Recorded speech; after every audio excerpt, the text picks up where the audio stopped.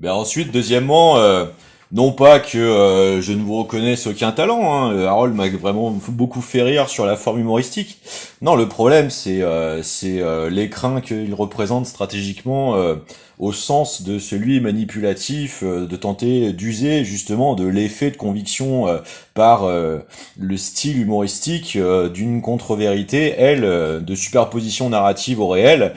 concernant des personnes en nécessité de se défendre et surtout en nécessité d'observer leur devoir constitutionnel de témoignage en fait de ce que leur situation compose, de démonstration de la vénénosité en fait des personnes censées nous gouverner.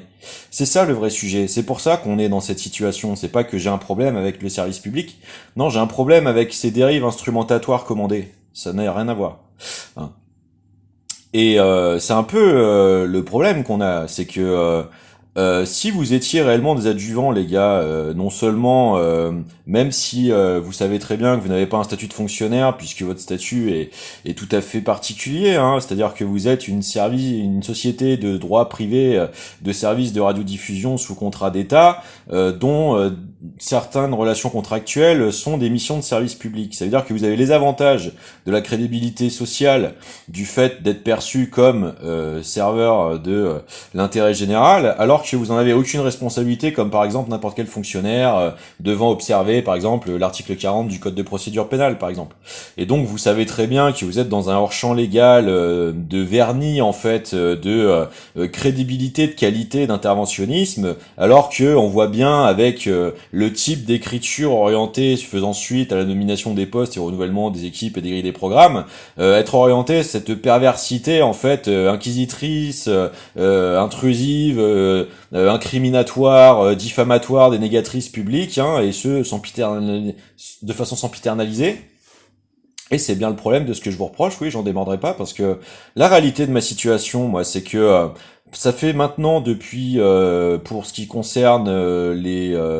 6 dernières années, hein, on va prendre juste le cas de figure de l'exemple de ma dernière reconversion professionnelle, quand même partiellement contrainte, hein, où je me suis reconverti dans la métallurgie. Déjà, l'année de finalisation en fait de ma formation, donc une formation prise en charge par mes droits précédemment cotisés, hein, n'étant rémunéré sur la période de formation que lorsque je peux pointer pendant un temps de formation, hein, compte CPF, etc. Donc quand la formation se retrouve en fait découplée et retardée de l'organisation possible finale de l'examen de validation de la formation, en l'occurrence l'épreuve du diplôme, parce que survient la crise Covid, par exemple, dans une situation même celle-ci, il faut que je survive. Bon, pour survivre, j'ai besoin de ma mobilité professionnelle, puisque dans les cas d'urgence, il faut trouver au plus vite, et c'est pas forcément la situation géographique immédiate la plus rapide. Donc, il faut pouvoir se véhiculer, disposer de sa mobilité professionnelle. Or, quand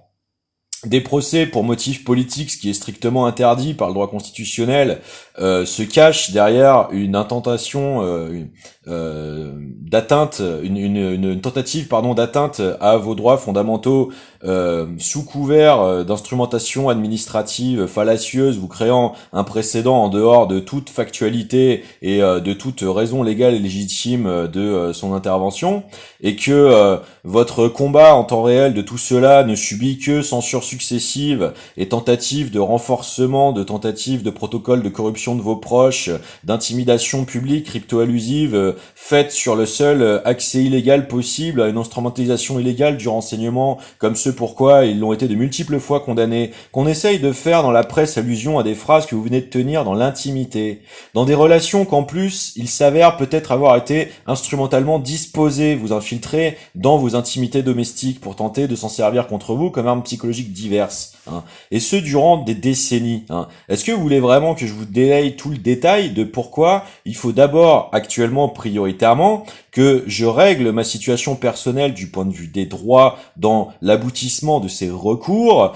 puisque le schéma de se servir de cette situation et surtout de l'impunité, hein, visiblement à leurs yeux possible à continuer, perdurer, tenter de perpétrer, hein, afin de systématiquement venir essayer de détruire mes situations. Moi, à cause de toutes ces opérations successives, dont j'ai pas fini de vous détailler le détail, parce que j'en ai toute preuve à l'appui, je me suis retrouvé à devoir essuyer pour la plus longue quasiment une année blanche. Je peux vous dire ce que ça fait, plus de 136 candidatures pour ne voir d'un seul coup subitement que des absences de réponse ou des instrumentalisations du monitoring permis par l'intérim des différentes opportunités se présentant à vous pour tenter de s'en servir comme des crypto-communications de prolongement crypto-allusifs d'armes de tentatives de dévastation psychologique et psychoperceptuelle supplémentaires à une situation de harcèlement généralisé. Parce que c'est ça qui se passe. Les corruptions à la tête de l'État essayent d'entraîner toutes les institutions dans leur chute corruptionnelle, y compris celle de l'armée et des services spéciaux, et essayer d'utiliser leur sophistication et leur technologie et leur disponibilité opérationnelle contre des citoyens français. Et voyez-vous, j'ai pas pour objet de vouloir porter plainte contre toutes les personnes qui s'y retrouveraient contraintes, commanditées ou entraînées dedans, parce que ce qui m'intéresse, ce sont les véritables commanditaires. Je pense que quand il y a des situations d'abus de faiblesse ou d'emprise ou d'influence sur des personnes, la véritable chaîne, c'est celle qui la superstructure. Alors, encore une fois, les gars, moi, je vous invite à ne pas vous précipiter, vous ruer dans l'impasse que je serai obligé de détailler en place publique pour protéger ma situation d'avoir à être contraint de devenir votre chose, votre objet ou votre instrument. Je n'ai rien contre le service public. Encore faut-il qu'il en soit encore un.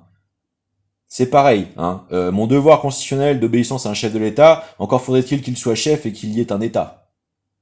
Et c'est pas pour paraphraser du Rougeron. C'est juste parce que on est tout à fait capable d'être socio-politiquement et historiquement critique sans se faire systématiquement repeindre d'un des côtés d'un sandwich à la merde dont le stratagème est l'objet lui-même de la tentative de dévastation de ce pays. Maintenant, faut un petit peu chercher à en avoir les compétences de pouvoir le démontrer et l'affirmer au lieu de s'y résoudre, y participer, se soumettre aux contraintes pour faire semblant de s'étonner, ne pas pouvoir faire autre chose que de les reproduire.